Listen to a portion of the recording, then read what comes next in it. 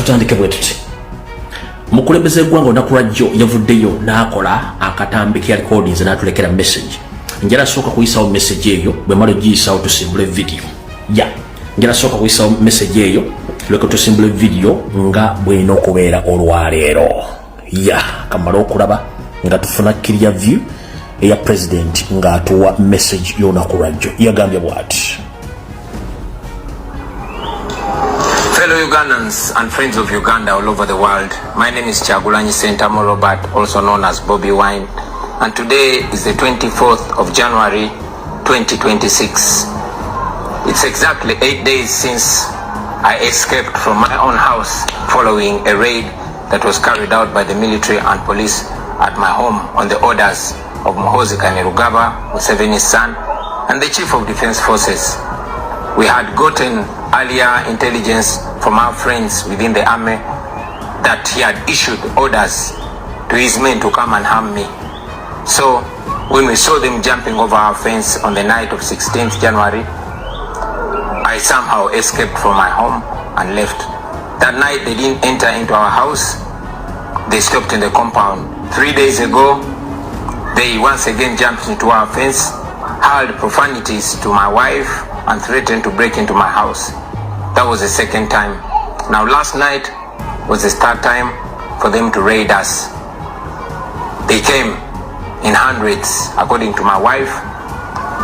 They broke every door in our house, including those that were not locked. They took away all our documents, from academic documents, land title deeds, and all important documents. They took every gadget, phones, chargers. They took our internet system. They even took all the laptops, including children's school laptops.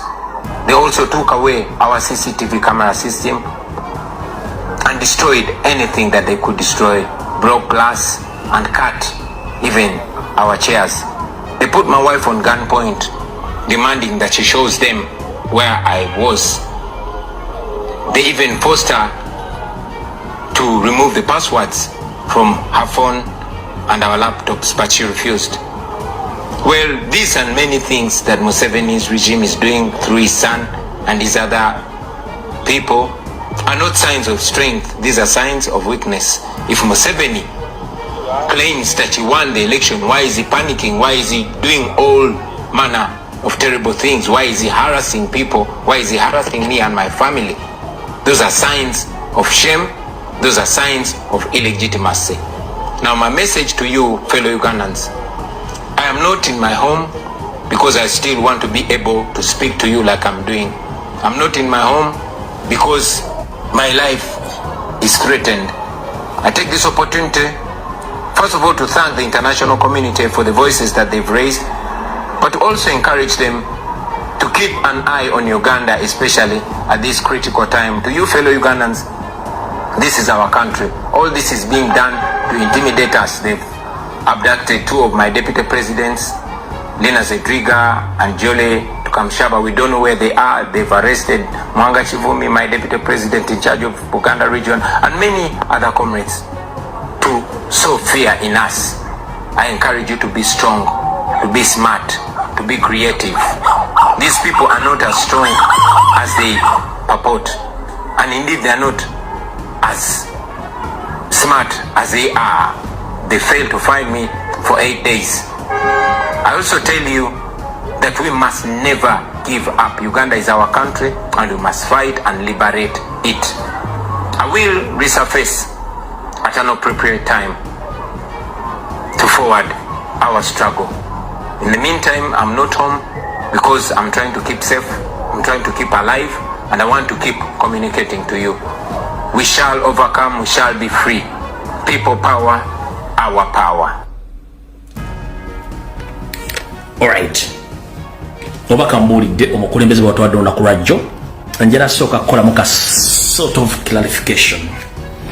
Abamama batata mwenna abali mu diaspora n'abali waka abadde beeralikiridde nnyo emitima nga gibatunduze nti ate omukulembeze bw'anaakola video ne balocatinga waali njagala bategeeza mutabani wammwe Robert Kyagulanyi Ssentamu akaluya kamaze onali omuyita Bobi Wine mutabani wa Robert Kyagulanyi Ssentamu akaluya kamaze ono bamuyitani olwamuyita Bobi Wine kati yaliwo gobazanyirako omwana yamutuma Kampala Solomon ali mu Kampala yamanyi bwagenda okikola mwe bwakikola so ekyo gandi simeja records bajja kuno ekyo tokyeraliikirira no akikola mu labadaba style mubere bagumye bagamye nti ajja kuvaayo sawa entuufu ng'entuuso okuvaayo wagenda bagamba stock wegendo tambulya n'okutambulira buli kimu kyonna kati njagala mbere bagumunye bamama mwena nze mbagamba obadde ng'ogobera emyaka 7 ngera kuga mukulembeze ali stede nnyo nga bw'otakisuubira so Mr. President wona wooli nkutumiddeko webale kwekuuma fe tulinze bulinzi kintu kyabike awo tuvudde akatambi mu butongole katandise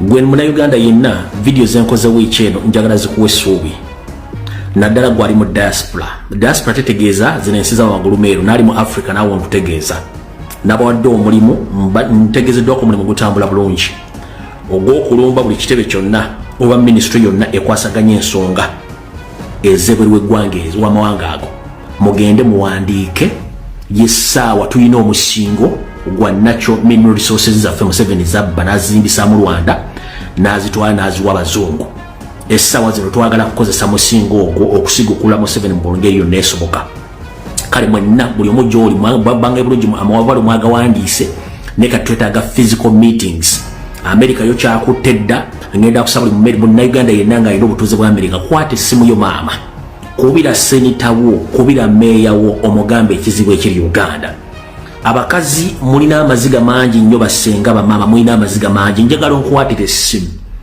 ng'otaddemu amaziga ng'olojja ennaku eri e Uganda nga Museveni kyakoze kyonna mukimanyi sigenda bibanyumiza seneta tagenda sigala kyekimu ekirungi the first phase gye mwakoze baseneta basinga obungi ba respondees nabagamba olutalo lukulembera omukazi luba luzibu nnyo teyasobola duwangula gwe senga wange muganda wange mwannyina azaali mu America ali e Canada ali e Bungereza ali mu Europe kwata essimu kubira me ba parliament wo kubira seneta wo ng'okutte essimu oteekemu n'ezziga seneta tagenda kulira ng'omukazi akaabira ku ssimu oba n'abaana abatonga bakaaba nga nnyabo akaaba seneta n'asigala kyekimu already message yatuuse dda era nategedde nti America getting involved is on board but obuzibu buliwo eggwanga lya Bungereza nsabiddwa ntegeeza abakulembeze ba national platform mu ggwanga lya Bungereza ne bawera wishes abaagala enkyukakyuka kyekiseera mu engage ng'ebimebe parliament aba buli kitundu kye mulimu musaba appointment musinkane parliament ya Bungereza musaba appointment musinkane prime minister wa Bungereza sina kindi mufune kuba mukubulira olulangira mubasinkane mubagambe tukooye ekisirani kye mwatuleetera twagala kuddaka ne mutusibyeko omusajja interest zammwe ze mwagala tugenda zibawa nabagambye tulina okukola kye tuyita agreement Abungereza balina interest mu Uganda tugenda giwa interest zaayo America balina interest zeyagala tugenda zigiwa European Union balina interest zeyagala giwa tugenda giwa interest zaayo it's all about interest bye bigendwa by'ensi ze babyagala mu Uganda eri ensi yaffe si ya Munyarwanda mineral resources bali mu kutunda si z'Abanyarwanda mineral resources zaffe Muhoozi si Munnayuganda Museveni si Munnayuganda Sale si Munnayuganda Janet si Munnayuganda bonna si Bannayuganda batunda mineral resources zaffe best interest z'abazungu muzimanyi be ready to tell those white people that we are ready to serve their interest as long as Museveni is out of your country and his group muganda nge bangani ti Bungereza yekyalimu akagubiro munyambe munumbire Bungereza buli office yonna esoboka Mr. Kato Mr. Peter Ekakolo Margaret n'abana mwenna please mbasaba mugende mukolere best you can do Bungereza yennyini yesibye ekintu kino interest zeyagala bazandalayininge you just accept muzisomemu mulabe if it is applicable mukirize interest yezo tukoye bala basajja tebali mu politics bali under occupation to take our country era basa facinze kati ngenda bagamba bakama bange mwenna teri muntu atakoye kubeera bulaya abantu bagala kuddaka ekibadde kisibye Museveni mu ntebe kwe kuba nti Bannayuganda tebasituka kati ngenda basaba mwenna Bannayuganda bali Bungereza yesibye ekintu kino America yakikutte dda abantu bakumya amasimu bawandiisa ebbaluwa kyombaona ati basenita bagenze ne bakola ki ne boogera kye balina kati buli munnayuganda era gy'oli nkusaba okwata essimu ng'oli mukyala olaba okaabira gwe batakubikidde ng'owulidde wulize nti yafudde naye eggwanga lyo ng'oyagala kuddaka kwata essimu okulukusawo n'ezziga teri muzungu alya zziga lya mukazi ng'akaaba n'asigala kyekimu ne munaaba abantu 10 ekintu kino mugenda kikola ebisigadde bannayuganda balinze kukutula njegere zino Museveni zeewaana nazo bannange bannayuganda bali Bungereza mutuyambe Bungereza yesibye ekintu kino kinyaliba kyawedde dda saagala balwisa message njibasindikidde mbagaye buli kimu njagala akatambi katandike katandise katya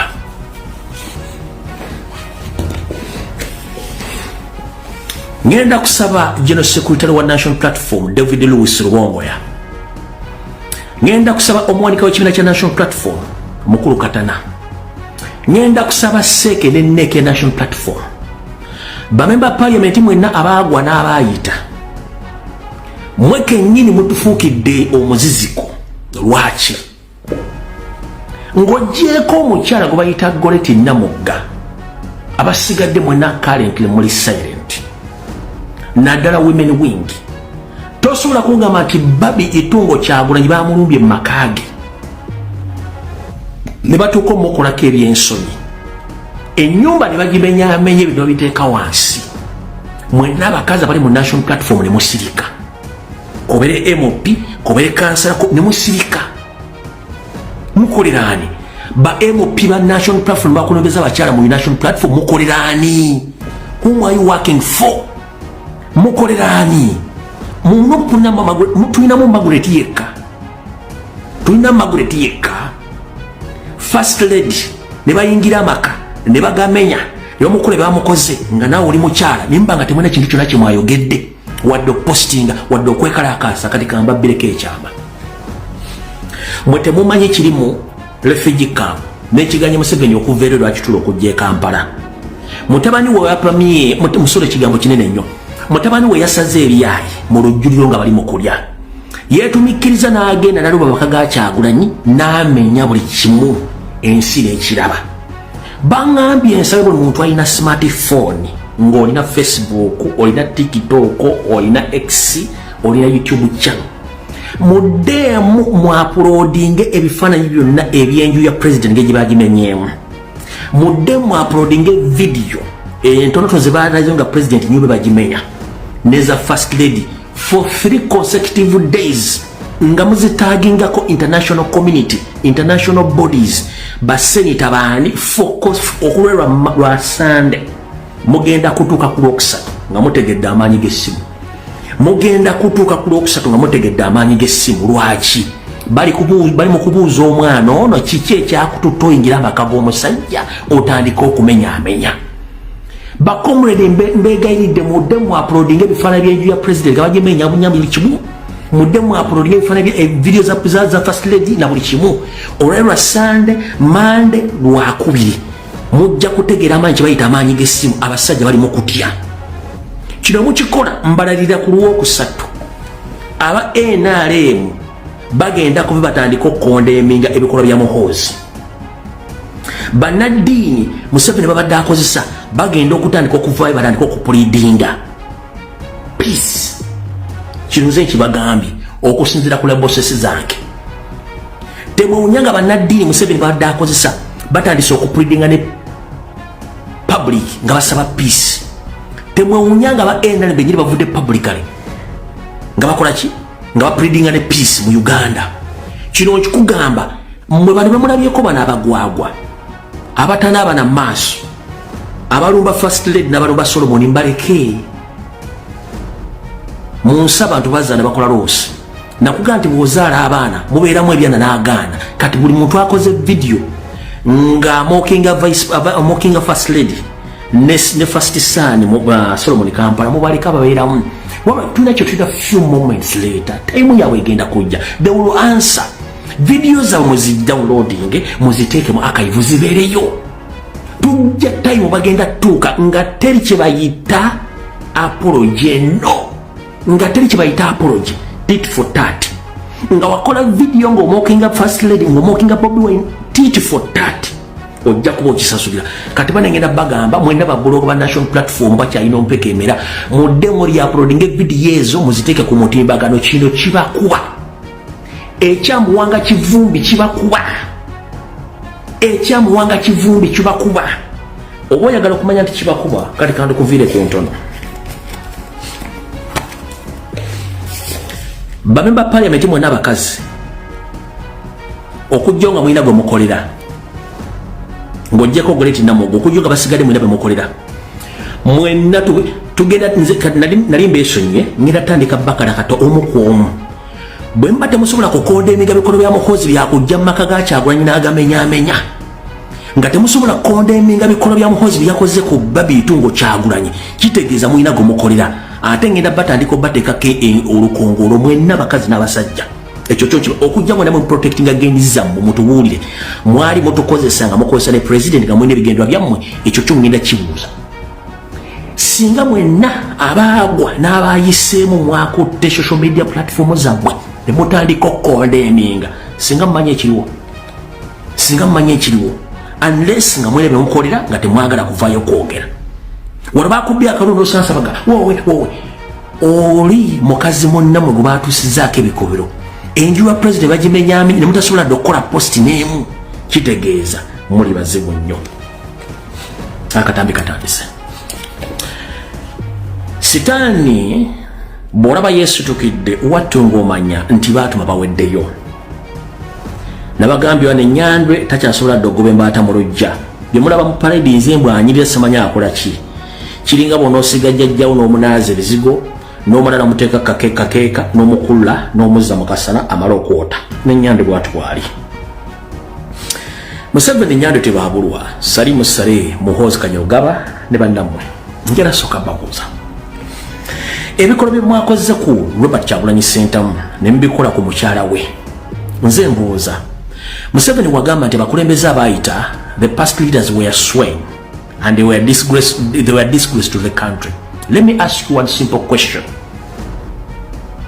You have been a leader in all previous governments, if I'm not mistaken. In 1980, you participated in general elections, which the Paul Kawanga Samogere won. But unfortunately, you picked up guns. You waged a war against Obote's regime until you won that war with the help of people of Uganda, that is Baganda in particular. But unfortunately, let me ask you one question. During the campaign period of 1980, did Obote and all his security agencies attacked your family as your son Muhoozi did to Robert Kyagulanyi Ssentamu? Did Obote at one time attack Dr. Paul Kawanga Semogere as your son did to Robert Kyagulanyi Ssentamu? Museveni mukumu nga kinana wetaba mu kulonda wagamba nti abakulembeze abayitako bonna baali basiru era nga tebana kye basobola kukola baali batiitiizi. Njala kubuuza bweta mu kalulu k'ekinaana Obote gwoyita omubi yalumbako amakaago n'agakolanga mutabani bwe yakoze amaka ga Kyagulanyi.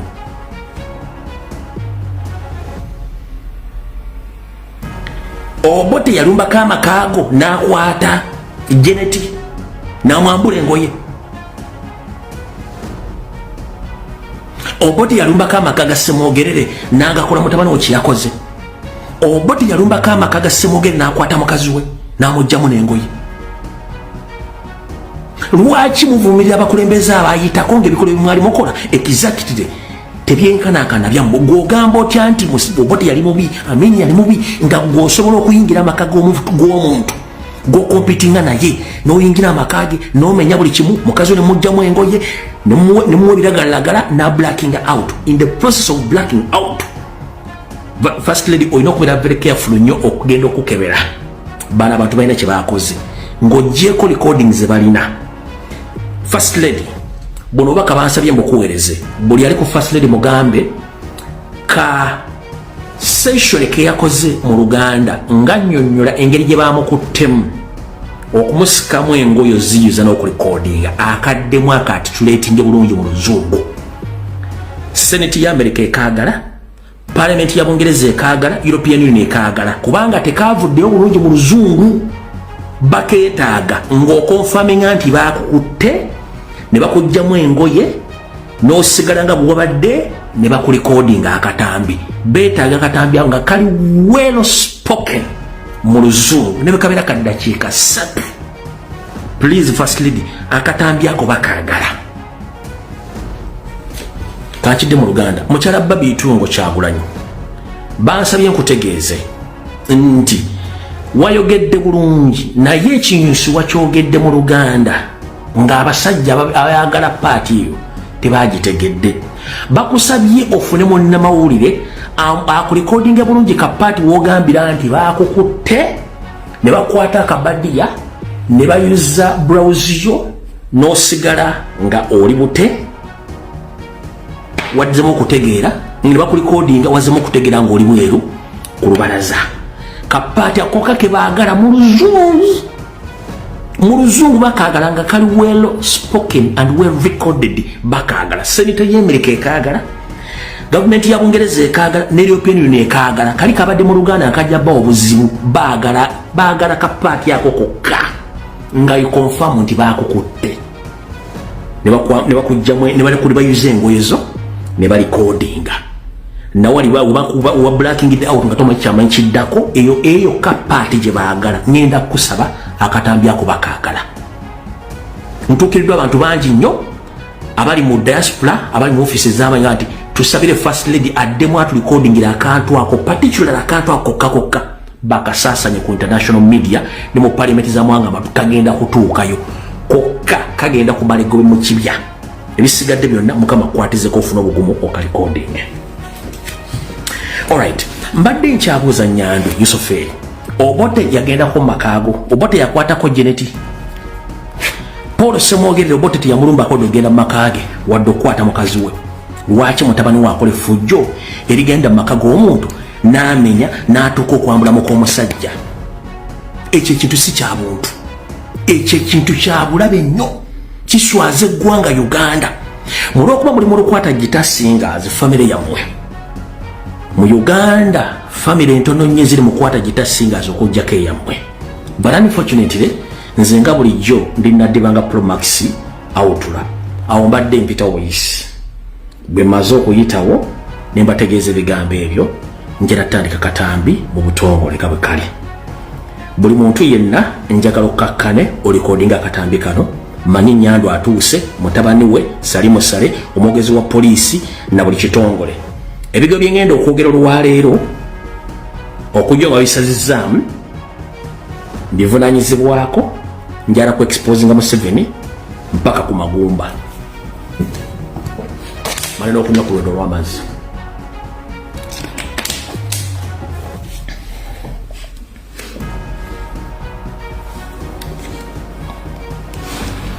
Omwami ono Lutumba Kisoke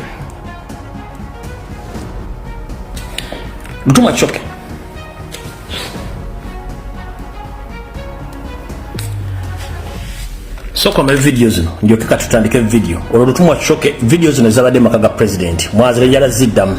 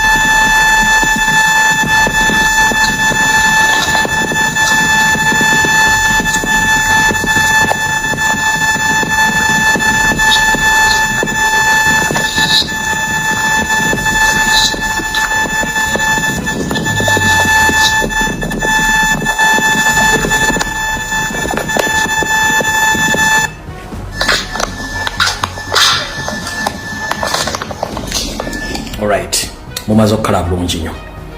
Kati omwami omwogezi wa police Lutuma Kishoke ayina amaaso agali olubuto kye tuyita pregnant eyes azze olwaleero mu press conference n'agamba His Excellency Robert Kyagulanyi Ssentamu ali mu maka ge.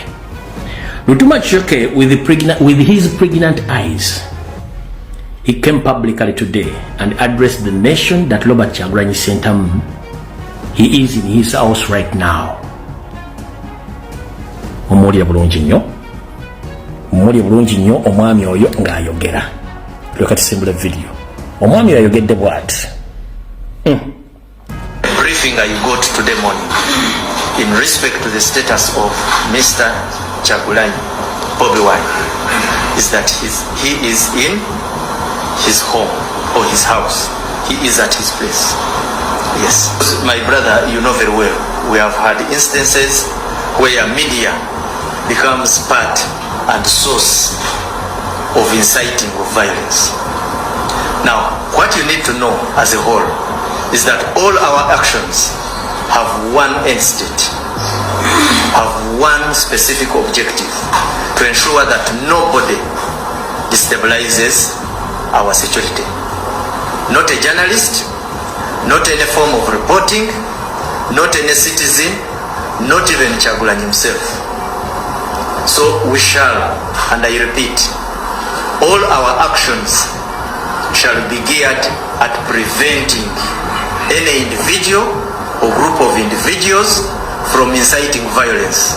So if in our intelligence estimates and predictions is that the movements of the fourth estate is in any way going to propound, is going to incite, is going to have an effect on violence, we certainly shall take countermeasures, which may include certain measure restrictions. So we are not allowed to access it? We shall come out clear on that. Read my statement. Alright, Mr. Lutuma Kishoke, with your pregnant eyes, we appreciate your lies, but unfortunately I'm here to expose the regime. Publicly, the police of Uganda has come out to say, or to state that Robert Kyagulanyi Ssentamu is in his house, which is okay because we are used to such statements. These people are suffering from cow mentality, or the system called sell a cow and educate a cow. Those people, they are cattle keepers. So in the process of keeping cattle, they sell those cattle to educate their kids. So there is no different their thinking capacities between them and their cattle. They think the same. So we don't blame them. So mukuru Lutuma Kishoke boto boyogere tukobaziza nnyo nenjagala kusoka kubuza mukuru. Ebigambo byo byogera osinzira mu Uganda ng'otudde bulungi nnyo birikodingiddwa era bimanyiddwa. Fere tufuddeeyo bakaba bwokolera kye twagala okumanya nti amateeka mugakozesaako ddina obwongo bwammwe. Buli muntu mufudde ntasobola kwogera mu Uganda. Mwalabyeko polisi ya Uganda nga eyogera ku kikulu ekyokuluma amaka ga president? No. Mwalabyeko polisi nga eyogera ku kumenya ennyumba ya Robert Kyagulanyi Ssentamu? No. In fact, singa kyabadde kisoboka badde bagenda kujja ne gunduuza bayolewo ennyumba ya Kyagulanyi nkiddamu. In fact, bana basajja badde basobola okujja ne gunduuza ennyumba bagiyolewo obuyoozi ku busungu babadde nabwo. Okitegeera? Badde basobola okujja ne gunduuza oba zino zitulakita majjigere ne bayolawo ennyumba y'omusajja ne bagiyolawo okusinziira ku busungu babadde nabo. Kati njala nsooke mbategeeza ensi weetuuse, Uganda weetuuse. Polisi tennavaayo kwogera ku kigambo nti ennyumba ya Kyagulanyi bagirumbye ne bamenyaamenya buli kimu. Tebannagenda n'amaka ga Kyagulanyi kola due diligence oba kola forensics. Botya ani yamenye ennyumba, ani yamenye ebintu, ani yakuttemuko omusajja n'amugjamu engoye, tebannakola kintu kyonna. Jointly with the mainstream medias of Uganda, shame upon you. Mainstream medias of Uganda, shame upon you. Since the invasion of Robert Kyagulanyi Ssentamu, nobody has posted that the house was invaded, the first lady was attacked and mistreated, nobody has posted anything. Kubanga yeyo embeera bweri mu Uganda buli muntu omwagala asirise. Ne mukuba baagala nga basirise ne batamanya nti ekisinga obulwadde bwe bulwa. Obulwadde bwe buno. Katutandika akatambi. Nze kati naddibanga Pro Max Outla alinnye ku jjoba. Naddibanga Pro Max Outla alinnye ku jjoba. Kati kambaasi mwe munaamanyi kimulimpa. Njagala eno session tugikwate mpola mpola. Mwe munaamanyi kimumpa video ng'ewedde. 1. Nyando Soferi emyaka 40 gy'amaze nga afutubadde ku ggwanga eryo. Abadde nga concentrating nnyo okuteeka obutujju mu ggwanga kye tuyita terror. Okucreating rebel groups mu Uganda nga abantu abakipingira mu fear. Nga abesinga nti alina intelligence, but unfortunately ekyo nakibadde kyakulimba. Museveni kenyiri yabadde creating rebel groups. Yabadde creating terror attacks mu Uganda nga agezamu okubbira ssente ng'ayita Minister of Defense nga akola buli kimu. Tabangako na intelligence. Museveni tabangako na intelligence. Lwaki? Njagala tugende mpola. Ebbanga lyonna Museveni yabadde ajja abalimba nti alina best intelligence mu Africa. Tabangako na intelligence. He is just a lucky fool who uses his gorilla war tactics to keep Ugandans in fear, creating rebel groups, creating terror attacks, and the immediate effect, he comes out to defend and to intimidate the public. Ebyo kabadde akozesa. Njagala ompulire Museveni agamba nti alina intelligence mu ggwanga lyonna era waakabi. Atuli ebintu bino. Museveni obadde ng'osettinga up intelligence reports. Naye nga intelligence reports ozireta after incidents to happen, or the incidents has happened. Mumpulize bulungi. Museveni agamba nti alina intelligence, naye buli wabadde amala okukola terror attacks oba bayeekera oba basetize bomu n'alyoka ajjaawa intelligence report. Mu nkola entuufu eya intelligence. Intelligence bagikozesa to prevent. Intelligence bagikozesa kuziyiza. Wali kyetuga nti prevention is better than cure. Intelligence is used to prevent. Naye Museveni intelligence report agireeta incidents zimaze okuwapeninga. Eyo tebangako intelligence. No. Olw'ensonga nti yabamu action ebikolwa ebyokutulugunya n'okutta bannayuganda. Kati tasobola bawa intelligence eri alemese okuteekawo ekintu kyagala ensi erabe. Oba mukitegedde. Museveni tabangako na intelligence. No. Yateekawo chief state of military intelligence CMI ne ESO. Those are the terrorist organization. ESO ne ISO ne CMI. Those are terrorist agencies or terrorist organization. One, ekintu kigwawo najja ne bakola report ne bagimuwa n'agisoma ne bagisoma. Kitegeeza nti kyebandibadde bazizo obutagwawo bakikola ne kigwawo then ne bajja bakola report nga kimaze okugwawo. Eyo tebera intelligence report. No. Already baba bali mu kuteekawo kintu kye bayita ekyo mu luzungu oba mu lulimi olw'obukessi bakiyita after report. After report you analyze ng'omaze okukola forensics. So nga ate intelligence report ojja n'ogisoma. In fact ne intelligence report bagisoma. Intelligence report gye bakozesa okukwata n'okuziza kyonna kibadde kigenda okubeera. Oluvannyuma ne bajja ne badisplayinga ne basoma intelligence report nga bamaze okuziiza ekintu ekyo. Kati ye Museveni gyayita intelligence report yeekuliyetingira obutujju n'amala n'asindika ttiimu ye nejja n'ekola report. Eyo tebera report. No. Aba basomera forensics report teberangako report. Kati watabadde akikola mukitegedde bulungi. Bwe malo kitegera bwekityo wabadde avugira ebbanga lyonna n'avuga ekintu Muhoozi alina intelligence. Talina intelligence. Kati wano bwe njagala okumubuuliza ebibuuzo bino wammanga. olwaleero njagala kugamba ngenda kwabiza Museveni ne fake intelligence ye omuli external security organization omuli CMI police SFC RDC RCC zipiso diso puso n'abala bonna bano bonna tebalina intelligence gye bamuwa lwaki kankunyonyolo kitegeere bano bennyini batujju these security agents bano bennyini batujju batya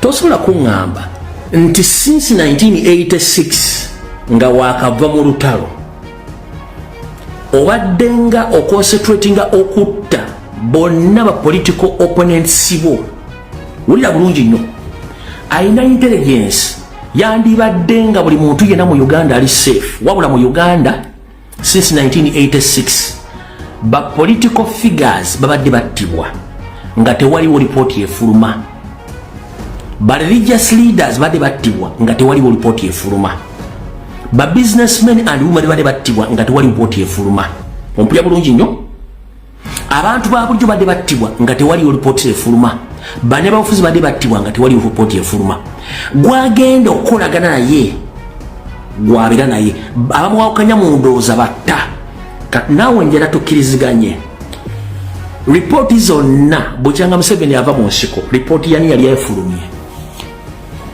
agambye alina intelligence ripooti yani yali efulumye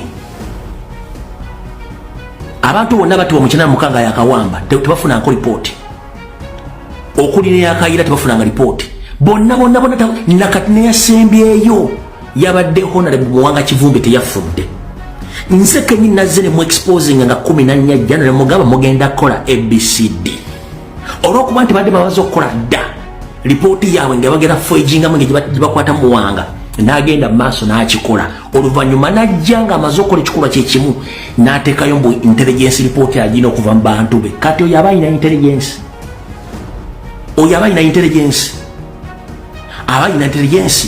kitegeeza talina abadde atuvugira awo good enough mwena mbadde mbumbuza president yabadde ategeeza Robert Kyagulanyi Ssentamu nabagambye Kyagulanyi yakomye mu kalulu ono waliwo Bobi Wine mukola akatambi ako mu second saa 3 ezaasoose yabadde ayagala kulaga Nyandwe ne mutabani we temulina intelligence mu Uganda n'asooka balagako background okubalaga sagala mugenti ndi South Africa simanyi ndi Uganda ndi mu America simanyi ndi Congo n'abalaga ndi mu Uganda mwennyini n'abalaga bw'amala obbalaga n'akola video bulungi nnyo n'agita kitegeeza nti ne intelligence teriiwo bwe mba temusobola kudetectinga muntu ali mu Kampala mu Uganda kimusobola kukola omuntu n'afuluma enju n'atambula ne mujja ne mumenya nga mulowooza mwali n'osindika ne kitaffe munkwe bajje babege bateeke obumobulo obukwata amaloboozi mu nju n'ogaa nti tolina intelligence kati kambabuulire president yakoze video nga alina ku exposinga Museveni ne system ye tebalina intelligence teriiwo ezo 30 seconds yesu sinaasika bwati yabadaga kaseke mbalagenze wengi ndipo Kampala wano n'agibalaga n'amala n'ababulira ebigambo kati abasinga mu kimwategedde ekinyusi kyabadde kulaga bano nti mwendi ate mwenda kyemusobola kunkola kati Museveni kansoke nkubuulira mu 1980 wakozesa Abaganda ne bakutereka emyaka gyonna Abaganda ne bakutereka emyaka gyonna mpaka lwawangula oba soba mazeewo ono mwana ng'osuubire nti Abaganda tebasobola kuteeka muzzukulu waabwe wa mwana waabwe wadde nkozenge osuubire nti Abaganda tebasobola kuteeka mwana waabwe gwe bakutegekera gwe mugwira eyajja alomba ngo agira kuluma tebasobola kutereka mwana waabwe nakumukuuma mu mbeera gavumenti yo gyerimu gwe obadde osuubira tebasobola kutereka muzzukulu waabwe nakumukuuma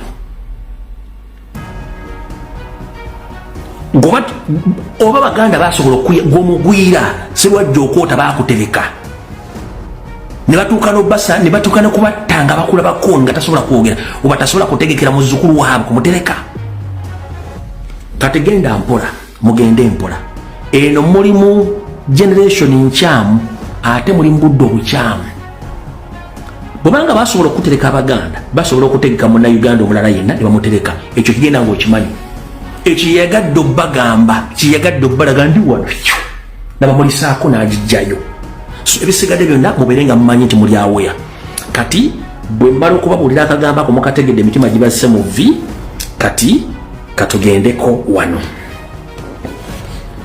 mbagambye nti bwe tutunulako ko okuva emabega Museveni tafulumyangako lipooti yonna eraga assassination oba mada mu Uganda waliwo alina assassination oba mada report since 1986 nga bagiteeka mu public domain oba mu public archive nga mweri eraga nti Dr. Rutankome Andrew Kaira yattibwa bw'ati eraga nti yali Benichwono bamutta bano ali luddawa abantu bonna bazze bafa mu Uganda bakulagako forensics bakulaga report yaabwe eya assassination oba ya mada bagikulagako kitegeeza tebalina intelligence bano badde batufumba bufumbi kati mujja tegeera kyebayita omuntu ng'akooya ensi wano wulira bulungi nnyo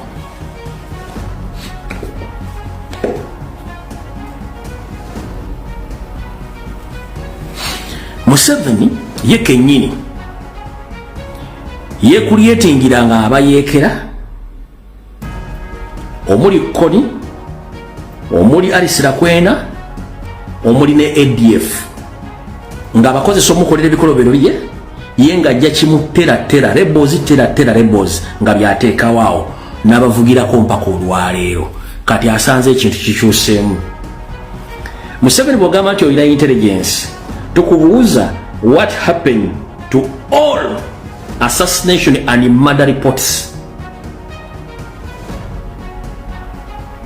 kubanga intelligence ereta information before ng'abagenda okukola ekyo tebannakikola wabula gwe ekintu kimala kuvaawo kimala kuggwawo n'okoleta intelligence report one twasemba wano nga tuyingira mu campaign ng'otegatega bomu ne basitaliwo babirungi ne mutega bomu ne zitta abantu tugenda okuva mu ntuganda munatusonyiwa ebitongole by'okwera ebindi badde betega bomu nga baagala nsimbi bannayuganda baafa famire zammwe mwazisasula si mwateganga bomu kitegeeza temulina intelligence nkugamba dda reports zonna assassination reports zonna nga mutidde mu bannayuganda obwemage tezirabikawo mwe buli muntu yina gweweraliikirira wamuttanga omuli bannaddiini omuli ab'ebusubuzi omuli bannabyabufuzi omuli abakulu mu poliisi omuli abakulu mu magye buli omu wamuttanga gwewayagalanga wasembyeyo okuyokera ku muwanga kivumbi gw'otaddeko emisango egitaliko mutwe n'amagulu ompulya bulungi nga waganye wadde okuleeta omusajja yakubye essasi ku nju ya kivumbi gwe n'okwata kivumbi n'omuteekayo eri kati kyemwagala okuteekako kyageze mwamutaddeko nti n'abala abakyali ebweru abali mu kutambula betumanyi obulungi b'ogenda okukwata abadde ku vidiyo ya jjo gyennakoze olunaku lwa jjo abagibaddeko bulungi ngenda baleetera oluwombo lwa vidiyo olwaleero muluwulire mpulya bulungi nnyo muluwulire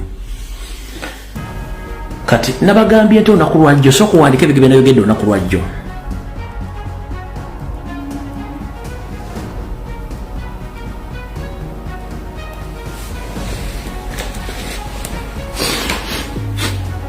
jjo nayogedde biki already nakoze video ya jjo bana abasajja n'abakubye 10 ku bwereere ne ripooti yennyini bagiwandiise dda engeri gye bagenda okuggalawo ekibiina kya national platform ripooti ngenda gibawako kopi era ngenda sula nga ngipositinze wabula bajja vae bagambe nti ebbaluwa eri feeke ngenda gibamulisaako wano naye bagenda kuva bagambe nti ebbaluwa eri feeke ngenda sula nga ngipositinze kanjibaweeko wano atalabye vidiyo yajjo genda oginoonya ebbaluwa yiyo gira bulungi asobola ogisoma gisome ebbaluwa yafulumye dda eriko sitampu bulungi nnyo bagitaddeko dda gyeri bagiterese bajja kyusa mukyusa naku za mwezi yiyo osobola ogisoma bulungi Chris Magezi omwogezi kulwa omuduumizi w'amagye acting director defense public information Chris Magezi ya drafting the baluwa yojeri musobola gisoma kuba ngenda sula nga gipostinze naye bagenda gamba nti fake naye nze bye nabagambye ejjo mu video bye biri mu bbaluwa eno bagiwandiise nga 21 bagiwandiise nga 21 kati ngenda gibasomera mu Lungereza then tugende ku video entufu malo bambulire empale zino zibajjemu zonna muza mazo giraba mazo gira bulungi nnyo alright kambasomere ebbaluwa eno okusinzira ku video gye nakoze n'ebintu Museveni byayogera bino wammanga lindako njagala sooka kuzanyira video ya Nyando eno muri ludda wammwe muri ludda mulidde katono nnyo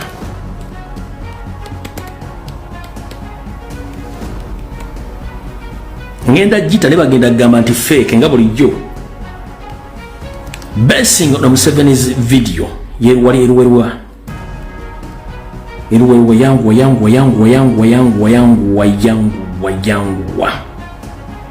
eno okusinzira kweno. Something happened in Butambara,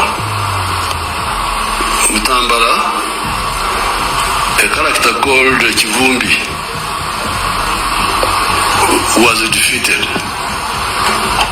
Now the plan everywhere was that where NUP is defeated, gangs with the pangas. You remember pangas? With the pangas should attack the polling station. That's what they did. When she was defeated, they came with the pangas to attack the polling station and they were shot. 7 of them were shot dead there with the pangas. Kati kambasomere ebbaluwa eyo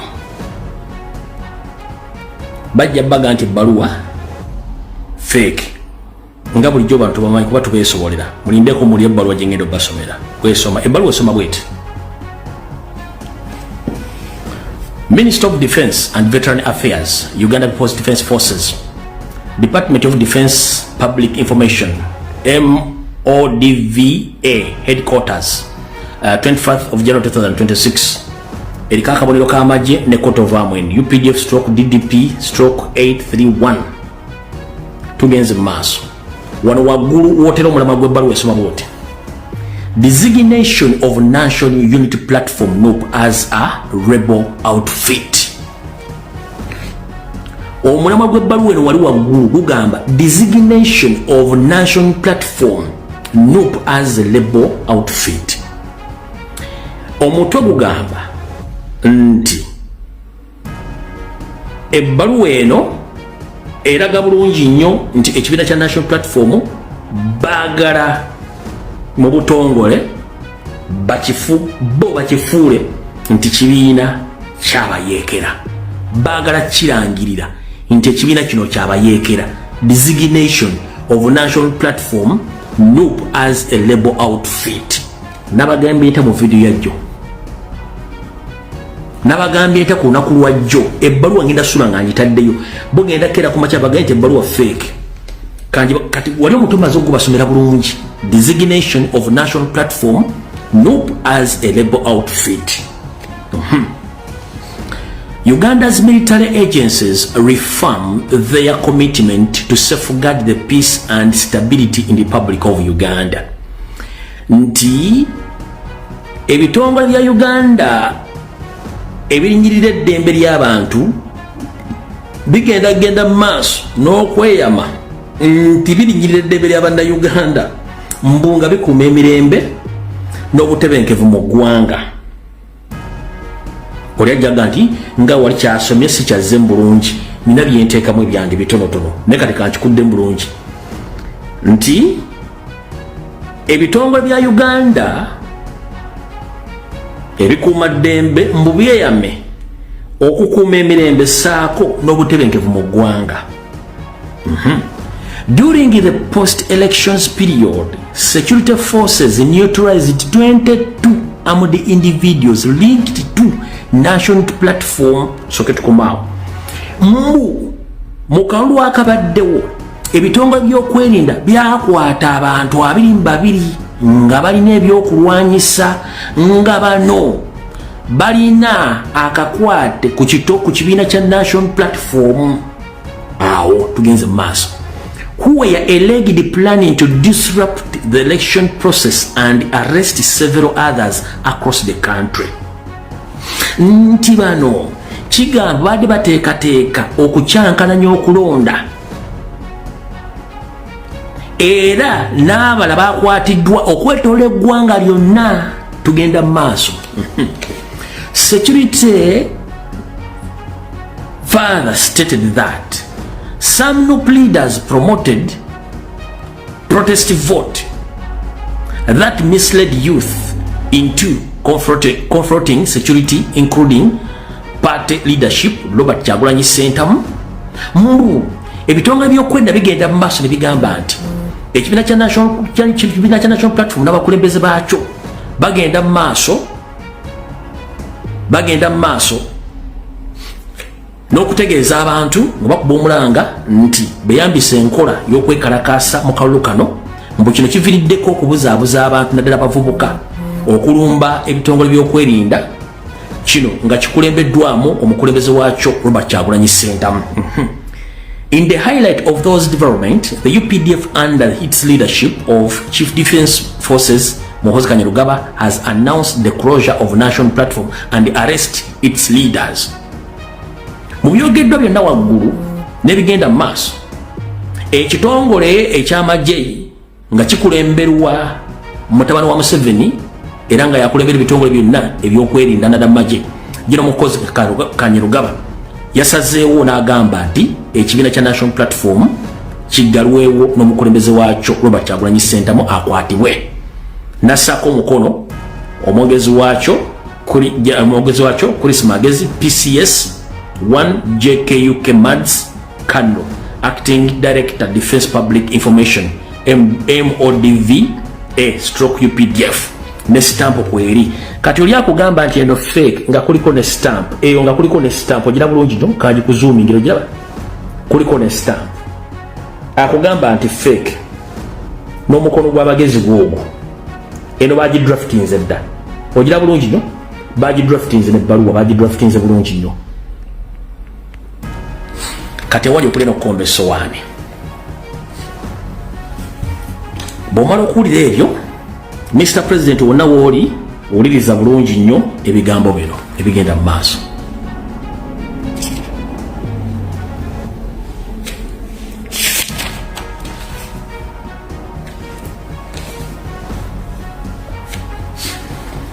Nyando yosoferiti bahabulwa Genocide Musarakanda naho saako mutabani wa Budiddigi nekojjawe Kahanga Muhanga n'abeetoolodde eno enteekateeka gye balina mu bbangi litali ttono enteekateeka eno yeeruwa kulira nabagambye naddibanga Promax kati yalinye ku Jjoba famire y'omutujju Nyando yosoferiti bahabulwa eteeseteese okuteekawo obutujju mu bitundu ebina ebikola eggwanga Uganda, the four regions which makes the country Uganda. Salimu Sare, Muhoozi Kanyarugaba, Museveni himself, and their brother-in-law Kahanga Muhanga plus others, they are planning terror attacks in 4 regions which make the country Uganda. Museveni and his family, they are planning a terror attack in all 4 regions which makes the country Uganda. Region is in Nya. Ulira bulungi. Mu terror attack zino zibagala okuteekawo bagala kusettinga bomb mu bantu mu bifo ebikuŋŋanirwamu abantu bagala kukuma muliro ku nju z'abantu bagala kukuma muliro ku bizinesi z'abantu bagala kutemula abantu n'amajambiya oluvannyuma ebikolwa byonna babirinkinge ku kibiina kya National Platform n'abakulembeze baakyo era publicly bajje babakwate n'abasigadde bonna saakuna mu parliament babateeke munda ekibiina bakirangirire nti kyabatujju era bakiggale as soon as possible. So ladies and gentlemen, Since 14th of January, I've been exposing Museveni's plans of terrorizing Ugandans. Then after, he links those terror to national platform and its leadership, which is led by Robert Kyagulanyi Ssentamu. They have already drafted a letter, which I've already read here. And this intelligence report, which I've now read here, it exposes the regime. Right now, they are planning terror attack in all 4 regions of Uganda. They are planning to set fire on people's business. They are planning use to M23 rebels from Congo, led by Kagame, to terrorize people with machetes across the 4 regions, to set fire to set fire on business, to set fire on community business, on the businesses of some individuals in Uganda. Thereafter, they are going to link those terror attacks on national platform. From there and then, they are going to link those terror to national platform and its leadership, which is going to lead the closure of the national platform and the arrest of all leaders, including the elected MPs and our President Robert Kyagulanyi Ssentamu, and officials. They will come out using the military court martial or the UPDF to announce the closure and the ban of national platform in Uganda. And whoever they find supporting or linked national platform will face it live. So I'm here to inform the international community that these people, they lack common sense. They have been leading that country on the mercy of some indigenous educated Ugandans.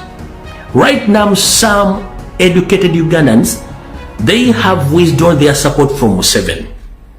They need a change because they have discovered that Museveni and his family, they are creating a monarchy, which after Museveni wants to hand over power to his son, whose son is mad, totally mad. And I'm encouraging all Ugandans in UK, please approach the Sandhurst Military Academy in UK, inform them that the boy who was trained from that academy, he had become a public nuisance. If it is possible, they can cancel his academic qualifications of Sandhurst. So please, the international community, I'm here to inform you that soon or later, this information will come in the public domain. These people, they no longer fear to be exposed. They will act according to what they planned. So I'm here to inform you, ladies and gentlemen, more especially international community, all embassies in Uganda, that Museveni's son is determined to close national platform and to arrest Robert Kyagulanyi Ssentamu. And in fact, his plan is to kill him. So whatever comes after my addressing the public, get to know that Museveni is not in control. The country now is led by Salimu Sare, his young brother, Muhoozi, the son to Museveni, Jeneti, the wife to Museveni, Kalugire, Chiwachuwanuka, Audrey Kwabogo, and other few people, like the Speaker of the Parliament of Uganda, Anita Amongi, the Speaker Tayebwa. Those are the figures which are in control of leading that country. And remember, these are mafias. Which mafia? They don't care about the well-being of Ugandans. Because Museveni is using ESO, and same way to create terror in Uganda, and thereafter they link those acts on their opponents in Uganda. So now the immediate open right now is NUP and their leader, Robert Kyagulanyi Ssentamu, aka Bobi Wine. That's what they're planning. So if you hear anything, please get to know. And I'm here to inform the international community also that this week, Muhoozi himself, with the help of his uncle, Kahanga Mohanga, Barambara Garhara, and his uncle by names of Toyota Kaguta, they were in Bobi Wine's home.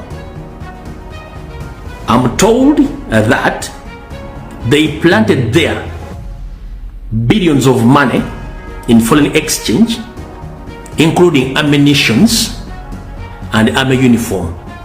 In case you get to hear the information that army or security agencies, they have again raided Bobi Wine's home and they have discovered the cash, ammunitions and army uniform, don't be surprised. Those items have already been placed there They are just waiting for small time to come out with such fake information to blackmail or to link Robert Kyagulanyi Ssentamu to tell organization, whereby Museveni is ready to link some teller groups which have already entered Uganda via Entebbe International Airport. And these people, usually they don't check in. They are nowhere to be seen in the migration system of Uganda. They just let in to enter the country because the security agents knows that those people, they are come for the mission. So don't be fooled by some individuals which are going to be displayed as witnesses who will be paraded saying that they're in connection with Robert Kyagulanyi Ssentamu to terrorize people or to kill people in Uganda. Those paraded there, they are being trained by the system to come out to say such fake information against Robert Kyagulanyi Ssentamu. So I'm here to inform the international community, be aware of that. My name's Robbie Fred, a Ugandan based here in Turkey, because nothing to hide now. So, Buliari yonna mugenda kula agasajja nga gamusiga na Uganda nenga gamuganda Uganda agakagwe ensonyi agagenda okumala okukola ebikolwa gagambe nti Robert Kyagulanyi Ssentamu gadi gakolagana naye era bafumbe obujulizi babuteekewaawo bagambe nti president abadde akolagana naye nga bamaze okutta abantu. But men especially, they are going to use M23 rebels. Which M23 rebel group is funded by Museveni himself and his friend Kagame of Rwanda. So we are under siege, we are under occupation, which occupation now the system has get to know that Ugandans, they have waked up, they know that they are led by the foreigners, which foreigners they don't care. Even we have foreign forces in Uganda. Which foreign forces? From Kenya, from Tanzania, Rwanda, Central African Republic, and others from South Sudan. And other great friends of Museveni who are ready to defend him in any possible way because they have been protected by Museveni, smuggling ammunition, which ammunitions have destabilized East and Central Africa. Be aware that Museveni himself is trying to create his own dynasty, which dynasty is going to be led by his family, from him to his son, from his son, from his grandson. That's what they are. What? That's what they are planning. In the process, they are going to be helped by these individuals in Uganda. The thieves and the criminals, led by Tayebwa, the deputy speaker himself. She's a criminal, plus and the other goons and thieves in the government. They are there to help Museveni to do whatever they want because they don't even condemn any acts which is against the humanity because they want to stay in power. So that's the information we wanted to deliver to you to get to know about what is about to happen in Uganda, which Museveni is planning and his family. Consultant information to somebody the president agitegedde vice president asigaddewo honorable Nambeshe be aware mwenda ba MP ba Uganda ba national platform oberawo yati bagenda ba linkinga ku kintu kino omusango bafuna mwanga kivumbi case eri open ekyali others still at large but tebalina bujulizi tebalina buli kimu kyonna baagala kikola kubanga baagala kukijjawo information nagikoze jo video nagikoze misana jo first lady ngamaze okuva kuki ngamaze okuva ku press conference yakoze nenkola video jeri mugende mudde mugirabe bwe muna anyoma information yange nze sifaayo sifaayo kuba siri politician nuhanirira gwanga ale nze ndi political activist ali mu expose gagambe ne bagenda okukola ebisigade mutafe yumu mumanyi eri gwanga lya feffenna nze omulimu gwanyu ngukoze bumate mufunde kusasanya information na kutegeza public eberenge emanyi mumanyi nimo tubaga mudano kwebuzabuza nga afukale ekimala okutuka mga musajjo ne bigambo yabyogera nyate ekikulu badde ko reference y'ebbaluwa ngenda sula nga agipostinze naye mubeerawo yanti bagenda gamba tene baluwa eri fake naye ekyo mukimanyi bulungi nnyo ebero de yali nkinze tufulumye ebbaluwa nyingi zifulumye ne bagazi eri fake nabo bane bakola ekintu kyekimu enkeera so byonna bibagambye mubeere nga muli aware about that.